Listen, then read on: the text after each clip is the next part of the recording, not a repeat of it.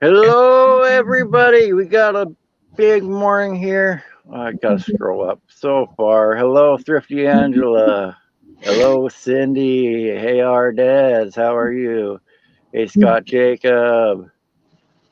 How are you guys? Daydream Raid. Thank you for sending the raid over Daydream. I really appreciate it. Mel Netty here, being the super mod. Yeah, make sure to hit the thumbs up, everybody, please. Thrifty Angela here. She has the fortitude of a 21-year-old because she doesn't get hungover apparently. Hello, KNR. Hello, Lila. Life Reclaimed.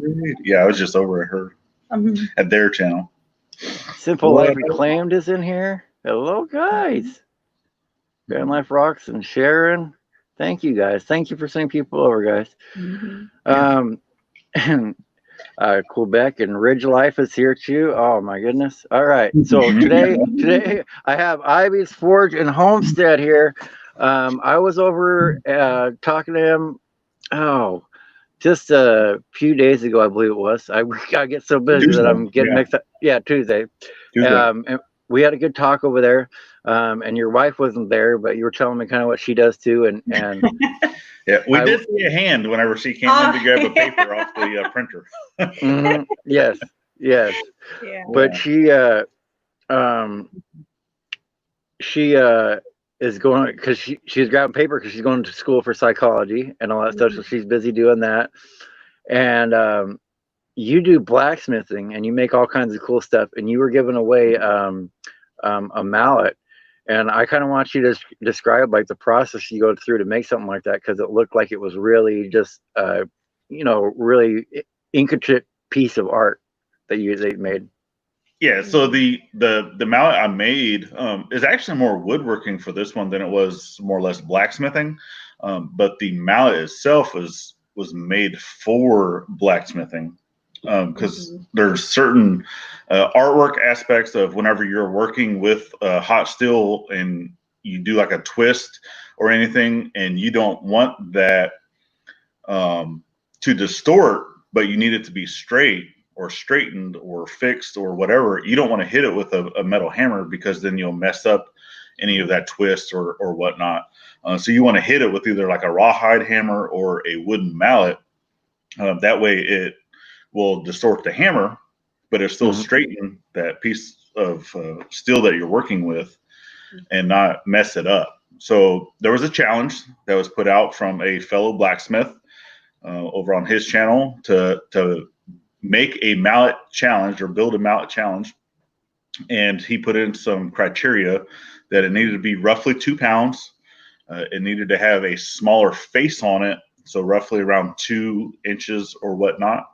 So I ended up finding, I found 2 hammers that were just the body of a mallet that were normally made, the heads on them are interchangeable. You can take them off. They're bolted into the head of the mallet that is aluminum.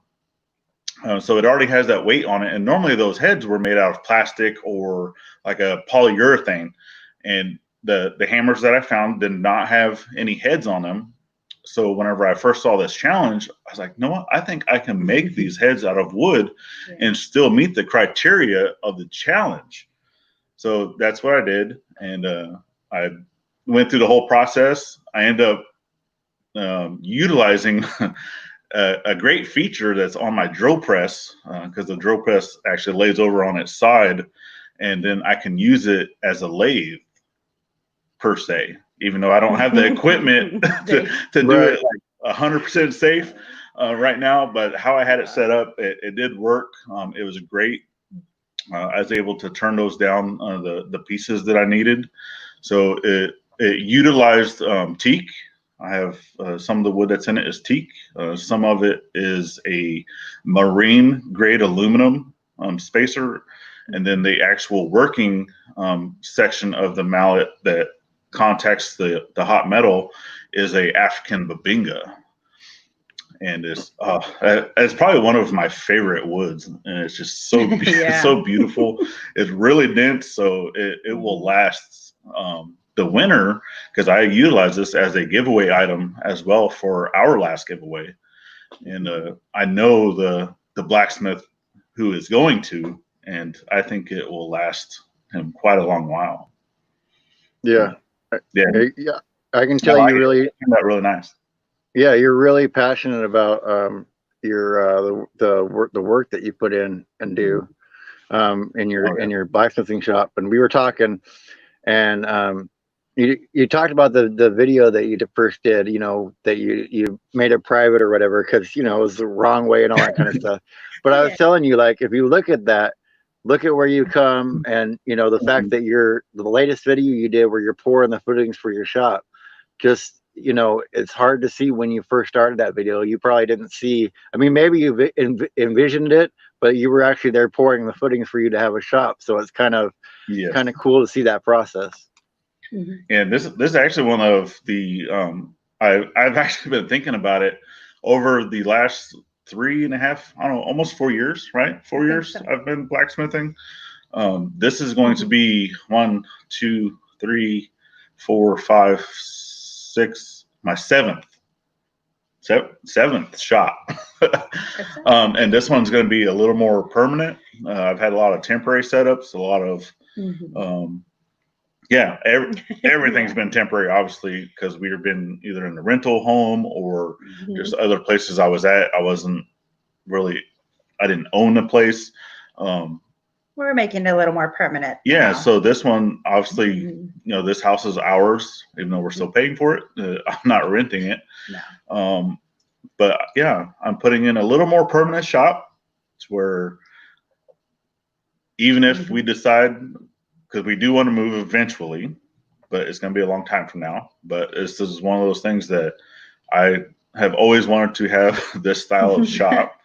But I think I'm going to do kind of like a Throwback Thursday type thing, just to show the progression of all the different shops that I've had for my blacksmithing stuff.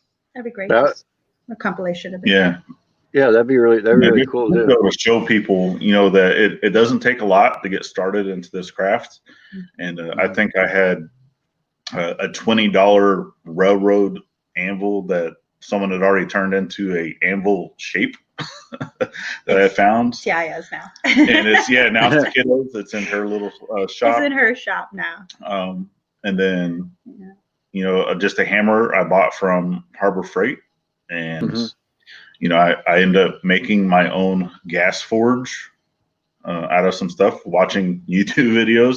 I learned how to do that and put that together. It changed several times, different styles of burners and different styles of refractory that went into it. And I still have it. I need to redo it once again.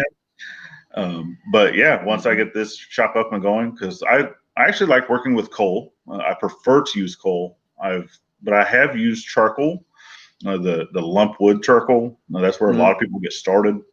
Good thing I stopped you from making a hole on the roof. Yeah. Yeah. We wanted to make a hole in the roof of the shop. And then eventually he said, no, I'm doing my blacksmithing outside. I was like, whew. Yeah. Imagine if I said yes.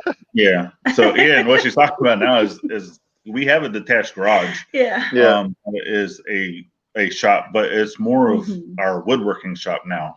Because Gladys also does some woodworking projects. Nice. I like to find a lot of stuff that I can refurbish and restore. It's probably a nice way to let your mind wander about the stuff that you're trying to figure out too while your hands are busy. Oh yes, it's a good break from the brain and just doing my own thing. Oh yeah, because there'll be some Fridays I'll get off work and I'll come home, and as soon as I walk in the door, she's like, "I'm over it. I'm done. No papers away." And I'll be like, "What just happened?" Yeah.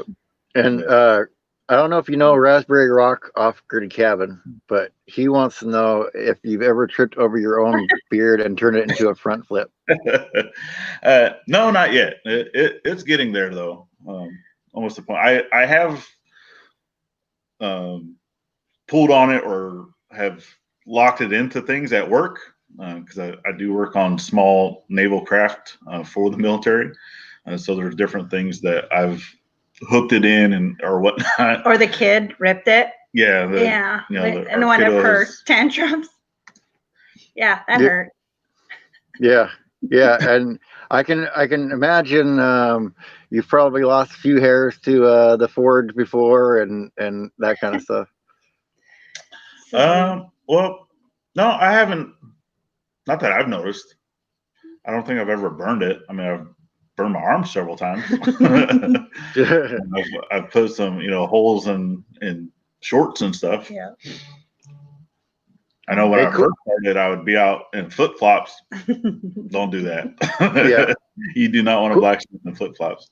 Yeah. No, you burned your little toes. Oh yeah. Yeah, I burned the bottom of my foot really bad one time. Mm-hmm. Hey, Quebec, I'll get back to you later. I saw your message. I'll get back to you. Give you some ideas of what to give your dad. And hello, Samantha Lee. So the thing that you're building a shop out there, but what I was really impressed with is you want to do it because you want to have vets come over and just be able to, relax for a while, make something out of metal or whatever. So go ahead and talk kind of about what you want to do with that and have them come over and why you want to do it and why it's important to you. Okay. So for those of you that know or may not know, that actually both of us were in the Navy. Mm-hmm. I did a little over 20 years. It was 20 years, 24 days, and like 8 hours, right? Mm-hmm. Not down that to I was the minute. But I made a career out of the military. Gladys was actually medically separated. Yeah, 11 plus years for me. So she did almost 12 years, and just in doing that, obviously there's so many stuff. So especially with her, right, medically retired, we were able to meet other people, especially people in the Wounded Warrior Project or any of those things, the disabled veterans, just all that stuff. And obviously me being a veteran myself, I've always wanted to give back to the community. And I know that we have a local blacksmith guild that does stuff for veterans as well. They also have shops and they also have classes and whatnot. And it just always intrigued me that I've even told Gladys that once I have a space that's a little more permanent and not just underneath a tent or not in a rental property or anything like that, that I wanted to be able to do a class for veterans. Obviously, I don't consider myself to be a master blacksmith. I still consider myself to be a beginner, even though some people have said, hey, you're not a beginner, you're more intermediate, or you do really nice. But to me, I'm still a beginner blacksmith. But with that being said, I don't really necessarily want to do classes where people have to pay, just because I don't feel that my knowledge was that great to be able to teach someone how to do that. But I definitely would like to give back to the veterans and anybody that's within the Hampton Roads area of Virginia. Then definitely hit me up and we can make some stuff happen. Get out there and definitely do all the beginner projects like what I've had to do with the guild. To get your beginner's certification, teach you how to do your basics, your safeties, how to light a coal forge, how to hold a hammer, how to swing a hammer, just all those different things, and just start off small, because for us, our beginner projects are real simple. So it's just teaching you how to draw out steel, how to make an S hook, how to make a J hook, how to make a penny hook, how to make a gate latch, how to make a leaf. So I've done that, made like necklaces or whatnot with a leaf on it for the girls. So it's just all those little tiny things, the nails, teaching you how to do nails. So those are all the real super simple, easy projects that I know just to be able to get someone into the craft if they're interested, and it'd be free of charge. Just coming over. Obviously, we'd also have probably some great homemade Mexican food. Yeah, right. I knew he was going to lead to that. A lunch or whatnot. Obviously, the for our setting where we're at, because we're not out in the country, we would be limited to the amount of people that would come. I would probably put that cap at 4 people at a time. But it's definitely something that I've always wanted to be able to give back to the community of, veterans as soon as I, made my life as a Navy person going through, doing my 20 years and just seeing all this stuff. The old salty man. Yeah. Well, you're saying about her cooking. I was watching Gladys cook for you with Elsa there in the kitchen for Father's Day breakfast, and that was really cool to watch, because it was awesome to watch a kid just so interested in what their parents doing and just watching it learn how to do things. Anaya, that's our kiddo's name, the youngest that was on the video. Elsa, yes. She was actually diagnosed with autism when she was a couple of years old. And she is fully into everything that we do. Whether including it be blacksmithing. Yes. So every time he's outside blacksmithing, she wants to go outside and do that. It came up to a point where I had to make her own little blacksmith shop. I ended up fracturing my thumb in the process, but finished it completely before I ended up going to the emergency room. And he gave her his first anvil, and she loved it. She loves every bit of it, being outside. If he's outside doing that, that's what she wants to do. If he's in the shop working with wood, she wants to be there too. Anything and everything, she'll ask if she can help, if she can volunteer doing anything and everything. Yeah.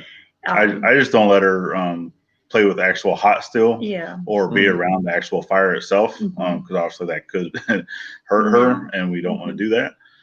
But any type of softer metals, the coppers, or just anything, she does a lot of the pretending, whatnot.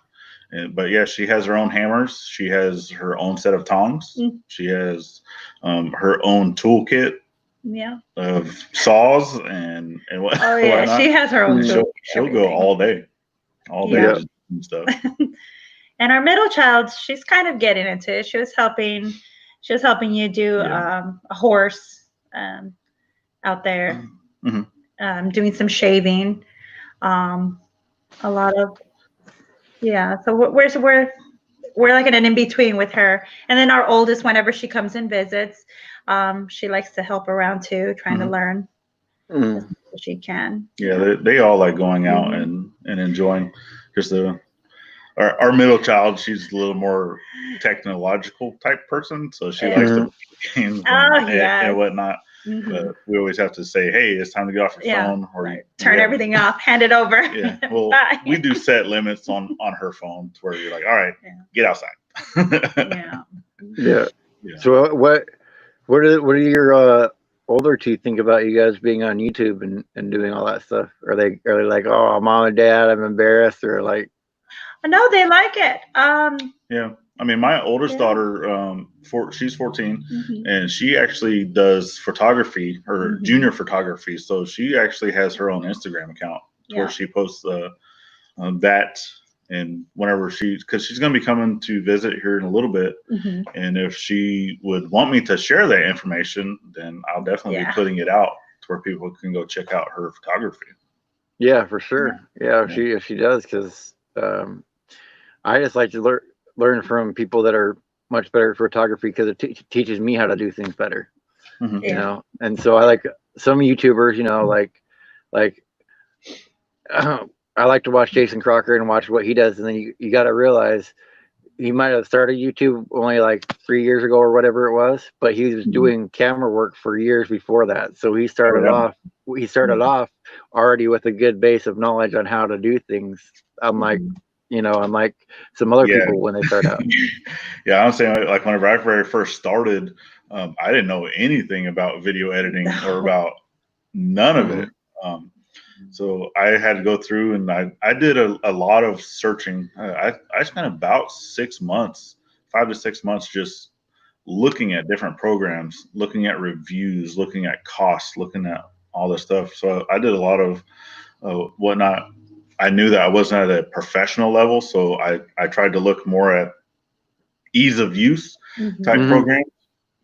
And then what I had settled on, it was a one-time cost to get the unlocked version, and just went through with it. Yeah. And I like it. It works great for what I'm doing, and I'm definitely still not a pro at it. Right. Yeah. No, it's have you gotten to the point though where you upgraded out of that program that you started with? No, I am still utilizing. So I use Wondershare Femora. Okay. But from day one, I've been using the same. I've gotten a lot better at it. I've been able to unlock some of the other features that they do have that you may or may not have to pay for them. Some of them are free, but I have dug into it a lot deeper than whenever I first started. Right.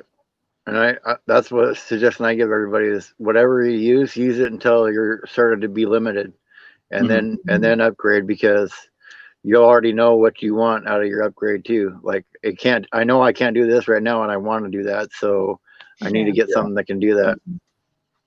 Yeah. So as of right now, it does everything that I want it to do. And yes, I'm just afraid that, I would end up having to pay for something else as well. And then I'll be like, I don't know how to use this. Yeah. You're back to the drawing board. Yeah.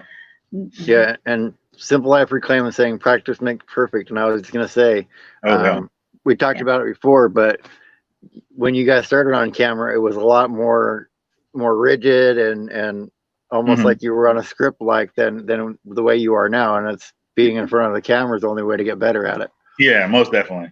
And that's what I don't understand with him, because we were both instructors in the military. Well, towards the end of our career, and I don't like tightened up. So for me, right, obviously, growing up, I was an only child. I was considered a latchkey kid. Obviously, I grew up in the 80s. You guys born in the 70s, grew up in the 80s, 80s, 90s, and I've coming from a divorced background. My parents did divorce at a younger age. So with all of that going in, it really determines who you are as a person. So for me, I was always just that shy little fat kid that didn't go out and talk to nobody, because I always came home. I had to take care of the home, cook dinner, clean the house, do my homework, do whatnot, play video games. And then sometimes I go outside, ride my bike, or do whatever, but I was most of the time, a lot of times by myself throughout the week, right? Obviously, I'd see my parents, but they would work, or they would work late, or they would do their stuff growing up. And then obviously, once my parents got divorced, I was with my mom. She would have to work multiple jobs, so sometimes I wouldn't see her until later at night. So it's just one of those things that I was used to being by myself. And then when I joined the military, I was kind of the same way. I tried to stick to myself for the most part, but then I started getting a few more friends, and then I started opening up a little bit. And then I had to go do my very first instructor duty, where I had to stand up in front of a classroom instructing. And my first instructor duty was actually instructing officers.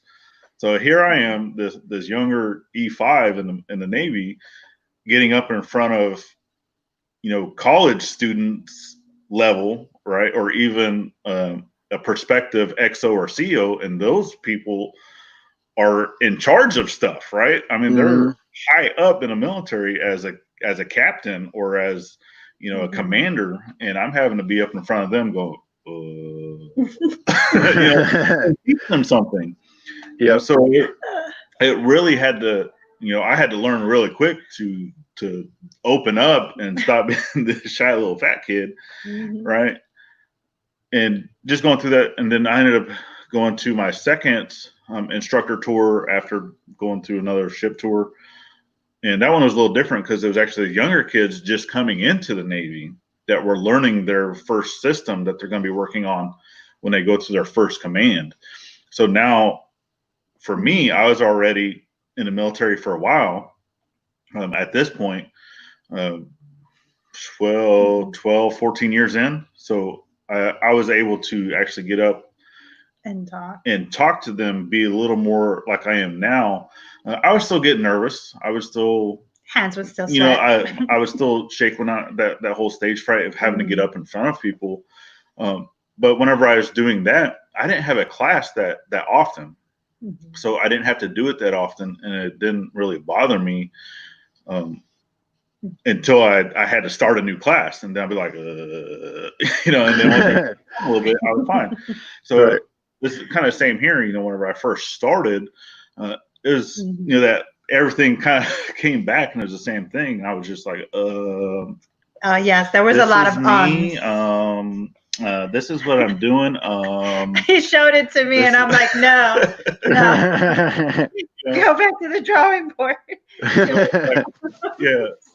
Like, this is what I'm gonna be doing today. And now I'm just, hey, I get in front of the camera constantly doing some type of video, and you see, that's not my problem with when I'm doing videos. My problem is that if I say something wrong, I kind of like yell out obscenities. I'm like, like, oh my God. And he gets it throughout the whole video when he's trying to edit. He's just laughing in the office. Because she'll come in there, she's like, what's wrong with you? I was like, you took like 10 takes on this. But everybody does it, right? I mean, they've talked about it. Everyone says, you know, they have mistakes. Trust me. And I tell her all the time, it's like, if I'm out in the shop or if I'm out doing something, I might just completely go off script, or I'll just squirrel, you know, kind of like Mel and Gary. And I'm just talking about something random. And, or like for me, I don't know what it is. Just, I'll be talking and then like my brain will shut down. I'll just be like, and then this and this, right? So I have a lot of gaps of silence to where I just have to go in and edit that out. And, you know, I tell her all the time, you're gonna make mistakes. Oh, that's goodness. Especially when the kids are coming in and they're like, "Mommy, I want this. Mom, I'm hungry." It's just like, do this quick. Yeah. So yeah, we do not do any type of scripting or writing stuff down. Every single video I do, for the most part, I know what I'm going to go out and talk about or do or work in, or I've already kind of went through my head a little bit that I'm going to say I want to do this type of angle, or I want to have this type of close up or this type of view, and then I'll just kind of roll with it. But for the most part, we don't script anything. Yeah. And Simple Life just said squirrel for you. Yeah. Yeah.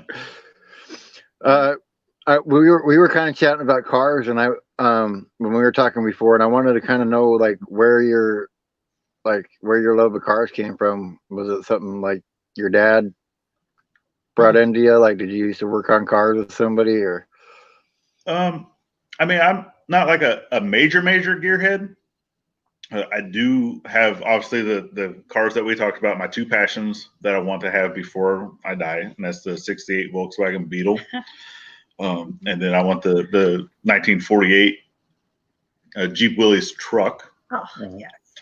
Those are my two passions that I want. But for the most part, I mean, we had a lot of vehicles growing up, you know, between me and my dad working on stuff. Like I told you, we had that AMC Gremlin that we nicknamed the Bomb. We're constantly working on that thing because we never knew when it was going to blow up. Someone actually tried stealing it, made it 2 blocks, it broke down, and we had to go down there and push it back to the house. Right. So, yeah, I mean, we had all kinds of trucks and cars and whatnot. And I think growing up, I mean, from my very first vehicle that I told you about, which was the 69 El Camino. Going from there, I think I'm on my 30th-ish truck. Yeah, I've had quite a few. I think I've written them all out because I don't own cars. I think the only car that was physically in my name was my ex-wife's car. But I've only owned trucks or Jeeps. That's it. Yeah, me too. No cars. Yeah, I'm not. That's really interesting. Yeah, so which is kind of funny that everyone's like, well, why do you want a Beetle? It's a car. Yeah, that's the only car I've ever wanted. And Yeah. I will have it one day. Yeah, I'm sure you will. You gotta put it up there. And it was really going back over your stuff. Like you're saying, you weren't too comfortable on camera at first, and Gladys wasn't there at all. So when did she decide to start coming in? Was she tired of watching you be like, oh, begging, come on, get in. It's our channel. You must. Everybody wants to see you. I was like, bye. I was like, okay, this is not that bad. Yeah.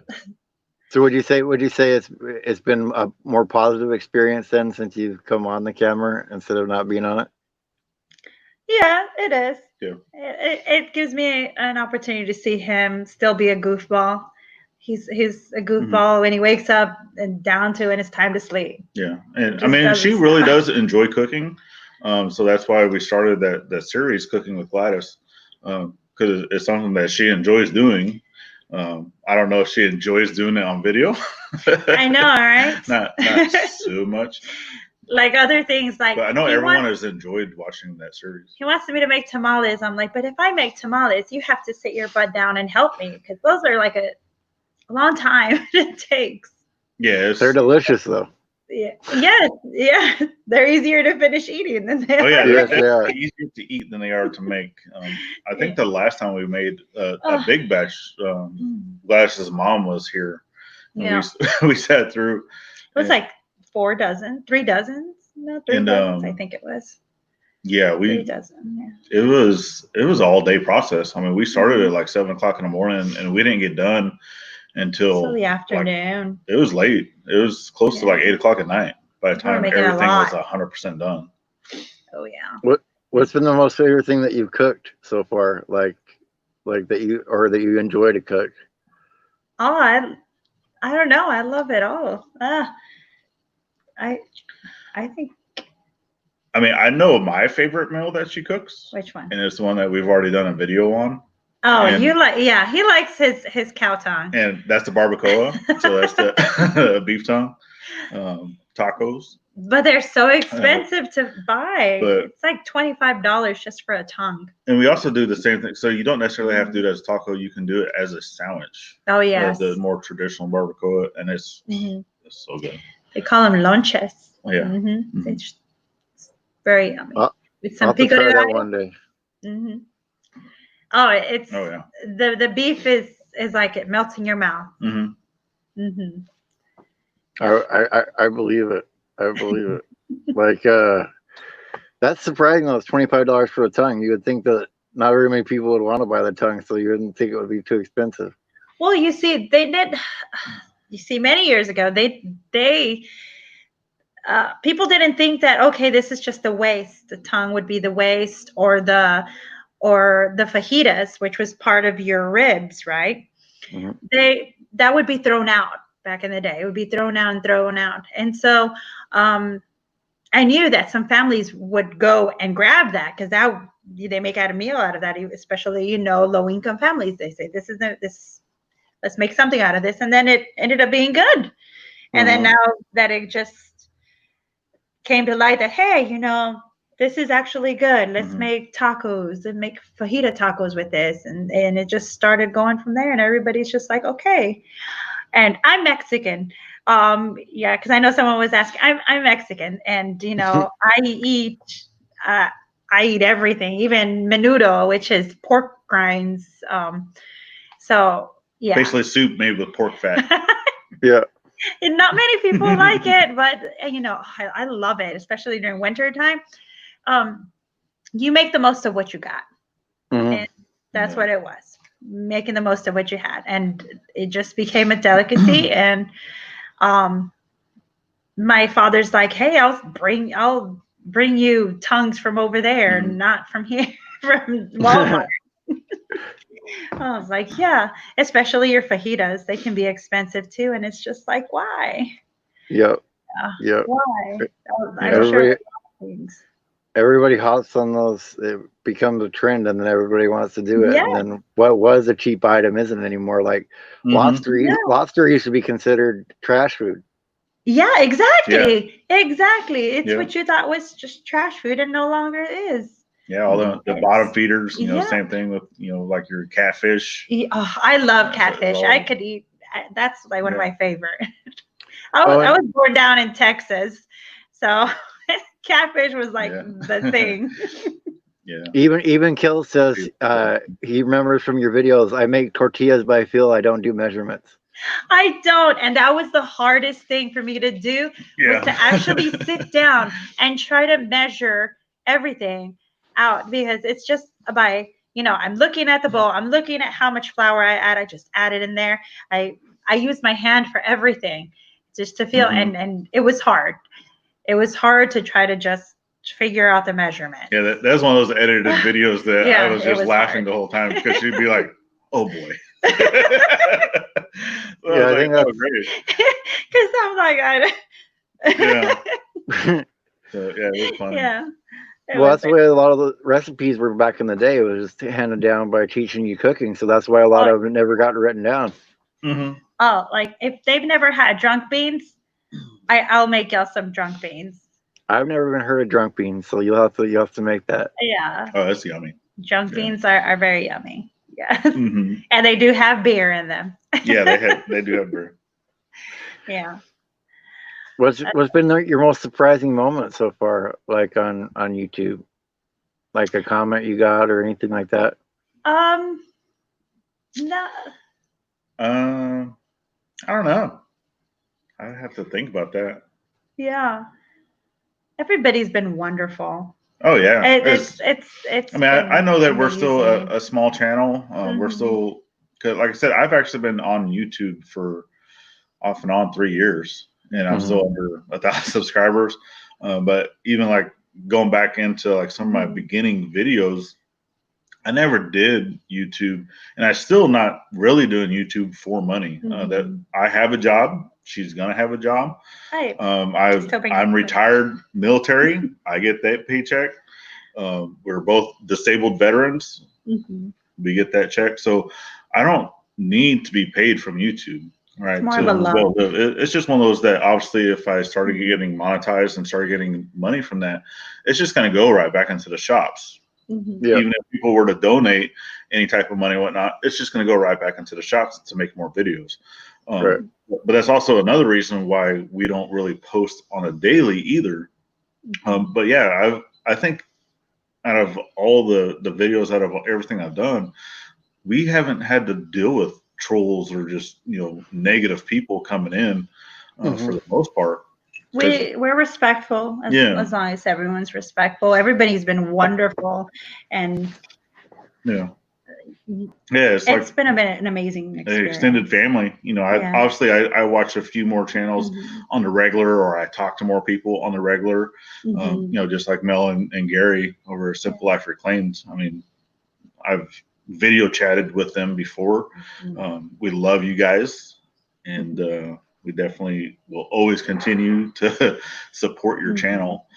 And it's just YouTube has definitely opened us up to a lot more people, and we kind of feel that I feel that it's kind of like being back in the military. It's like you get that close knit family feel when you're in the Navy or when you're in the military.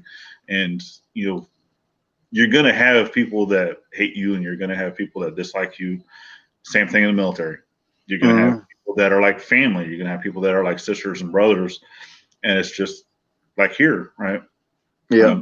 That's how I feel. And, some of these people that I get a chance to watch on a daily or go to their live shows or do stuff, I just can't wait to meet them in person. And I've already had the opportunity to do that in the blacksmithing community with a few people. And that is amazing. It is amazing. We've had, we can honestly say this happened to us. Was it Christmas time? Our truck broke down as we were driving from my mother-in-law's house here from Missouri. Springfield, Missouri. Back. It was about 2 hours away. From home, and we had one of our blacksmith buddies. About a year. Yep. Or it was about an hour and a half away from the house. Yep. And we had one of the blacksmith buddies that you only met through YouTube, Yeah. Never met him in person a day in my life. Went and had one of his friends take a trailer to go pick up my truck, take it back to his house. Because I had one of my work friends come and pick us up in a trailer. That way we can pick up all of our baggage. And I had the whole back of the truck loaded with stuff, tools, things, that I was bringing home from my mom's place and a lot of my uncles and stuff. I was bringing that stuff home. Yeah. And is F-250 Ford. I blew out the turbo. That's what happened. Yeah. And so it left us stranded. We were there for a couple of hours. We came home with my work buddy, and then I called up Bob. And he's like, "Yep, I got you." And the truck stayed at his house for 6 months, 5 months before I can get it, towed to my house. Yeah. And wanted nothing from me. So we eventually were able to go up there. I was able to work on it a little bit at his house because I thought it was a few other things at first, like the intercooler or some other stuff, because the intercooler itself had a hole in it, so it was spraying oil everywhere. But they did good in helping us out. Yeah, so he helped so much, and then by the time we were able to finally meet in person, it was just he's a brother from another mother, basically. It was just like you knew the person from the beginning, even though it was, you just pick up. Yeah. Oh yeah. And Vanderella wants to know, they're in Missouri. They live in St. Louis. She wanted to kind of know where you guys were. Yeah. So my mom is actually in Springfield. All of my family on my mom's side live in Missouri. So they're all kind of scattered around a little bit. But the biggest thing for my mom is she actually owns a restaurant in Willard. It's a Navajo taco restaurant. So it's Mama Mary's Navajo Tacos. Which are amazing. So it's, she does the traditional Navajo fry bread. That's kind of not necessarily my background. I am not Navajo that I know of. But that fry bread is. But yeah, my grandparents on my mom's side grew up around Navajo Nation, so they were able to learn, all of that stuff. So my mom, she was able to learn all of that along with, because my mom grew up in the Philippines, so she was able to learn a lot of the Navajo stuff, and then also a lot of the Filipino stuff. So that's what I grew up on, was eating Mexican food, Filipino food, and Navajo food. So, she tried to give me the recipe. Oh my God. It's like I said, it's just like the tortillas. It's all by feel and everything. You had to get everything right. And I'm like, oh my God, I do not know how to make this, even though I tried. Those things did not come out like hers. Doing Navajo fry bread it's totally different. It's an art form. I'll leave with that. It's an art form. So if you're going and getting fry bread from anybody and you love it and it's good and it's whatnot, it is an art form. Yeah. Yeah. When you were talking about about YouTube community and all that kind of stuff, and how it's kind of like the military or whatever, it's because we all experience the same things. Like, we all start out at 1 subscriber. We all go through all the same things, look at the same things. So when you talk to somebody that does the same thing, you can just say a few words and the other person knows exactly what you're talking about. Yeah. Like I said, my very first video that I did, I had my phone vertical like this going, and obviously I learned that, hey, you have to turn it this way so you don't get the little black screens on the side. And, just going through, everybody starts off kind of doing the same thing. I know there's some people out there that, they did a little more research, and when they first started, their channels were a little better, or, jumping into some of the communities where people do like the channel reviews or the different stuff to where they go in and they get that knowledge. I didn't do any of that when I first started. The biggest thing I was looking at when I was in YouTube was blacksmithing. That was it. I didn't really open myself up to anything else other than blacksmithing. Awesome community, but the blacksmithing community, I think we're kind of stubborn-headed that they don't necessarily want to pass on some of their knowledge as much, I guess, unless you're with someone in person. Trust me, the greatest group of guys and women that you will ever meet is in the blacksmithing community. They will have your back 100%. But whenever it comes to passing along some of that knowledge via videos or YouTube, it doesn't really happen a whole lot. There's more of, you're going to get that one-on-one interaction in person, right? Yeah. So that's when people start doing get-togethers, hammer-ins. Yeah. Or that's what they're called is hammer-ins. That's kind of So here in the States, it's called hammer-ins. Some of the other places throughout the world, it's more called forge-ins. I know the UK, they call it a forge-in.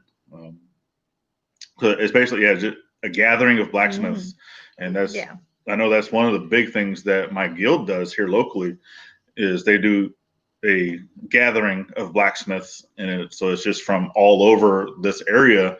We go to one centralized camping facility, which is it's a fairgrounds is what it is, but they allow you to camp there, and so there's all kind of stuff people will set up, and they'll do demonstrations and they'll do sales and tailgate sales, and people will camp there overnight, and it's just a big have big bonfires, and it's fun.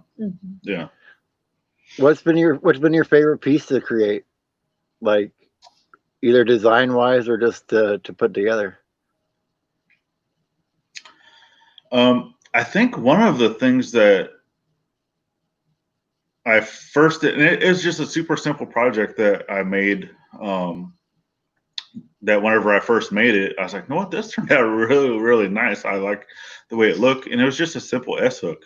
And it's, I use a CPAP machine, right? Yeah. And I hang my mask off of it every night. I was like, wait. But it's just a super simple S-hook. Yeah. But just how it turned out, because it was kind of untraditional. So I had used instead of a round bar or a square bar that most people will use for making an S-hook, I used angle iron. Yeah. So I ended up putting a twist in it as well. And whenever I did that, it turned out really, really neat. And then you use a copper brush, right? Because it's a soft bristled brush, and it will transfer that color onto that steel when it's still a little bit warm. So it has the black tips of the iron, and then where the twist is, it has that copper goldish color on it. And I think that's the very first time that I'd ever done anything like that. And whenever I was looking at it, I was like, you know what? I really, really like this. Yeah. And you said I made hammers and stuff. Obviously, everything I make, I really love. But I think that very first S-hook that I did in that style, that's when it was kind of a aha moment that I might be a little better than a beginner blacksmith, but I still consider myself a beginner blacksmith. Well, that's cool though.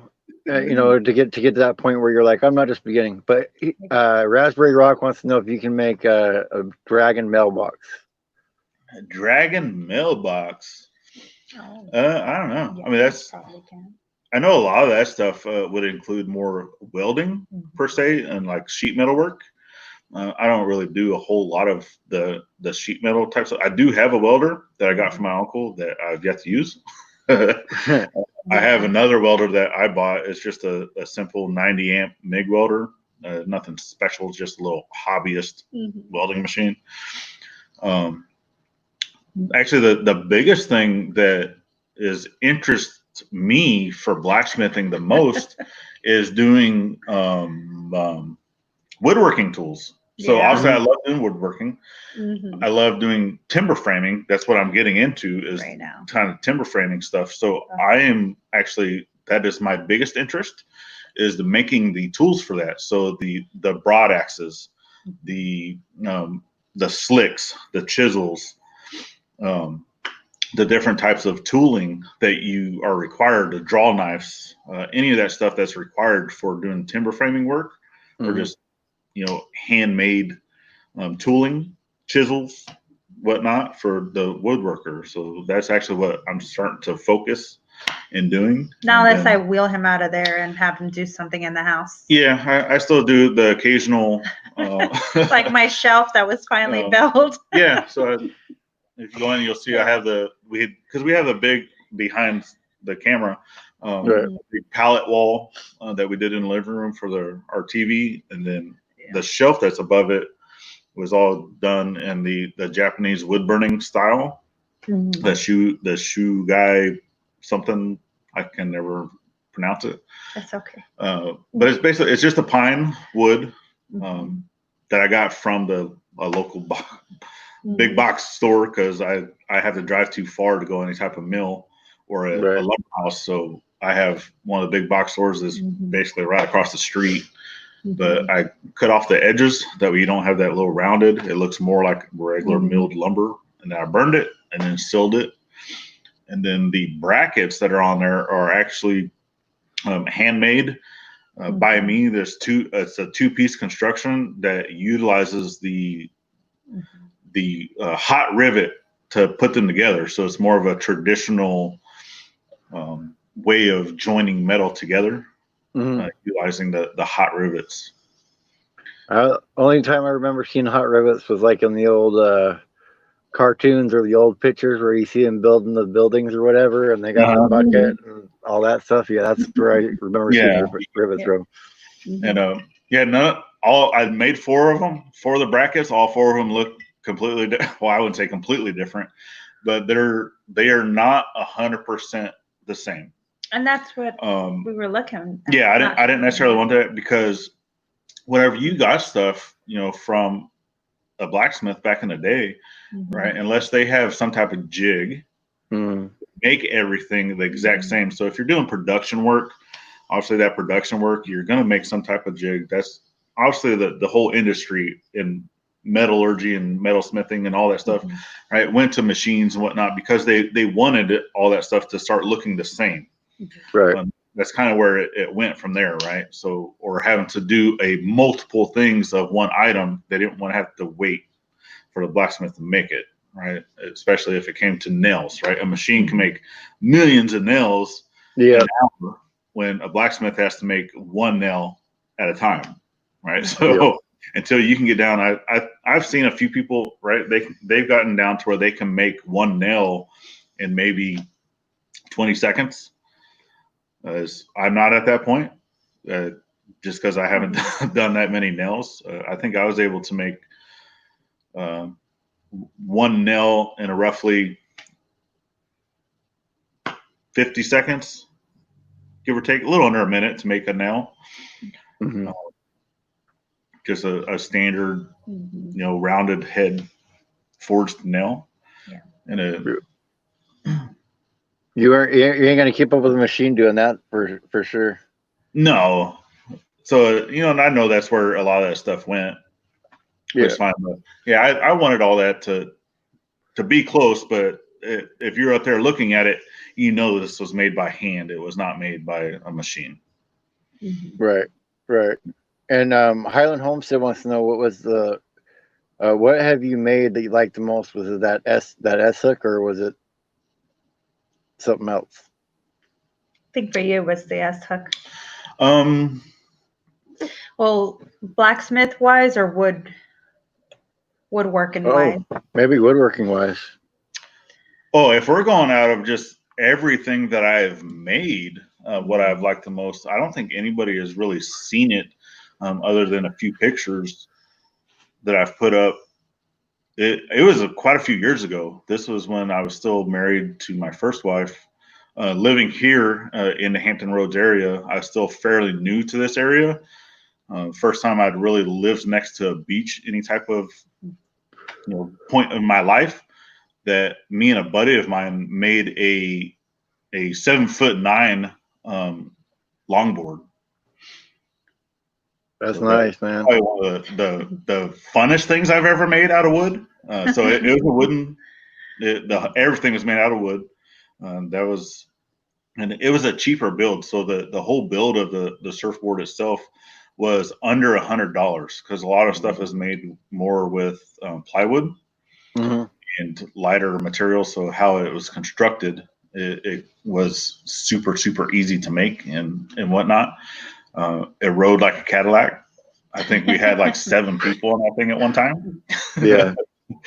It was an awesome build. So, but for blacksmithing, I think my favorite thing that I made to give away, or just in general, probably the very first hammer I'd ever made. Yes, because you were super excited about it, even with all of its flaws. Yeah. Yeah, you were just like, this is it. Yeah, the very first hammer I ever made. I made a few since then. I don't really consider myself to be that great of a hammer maker.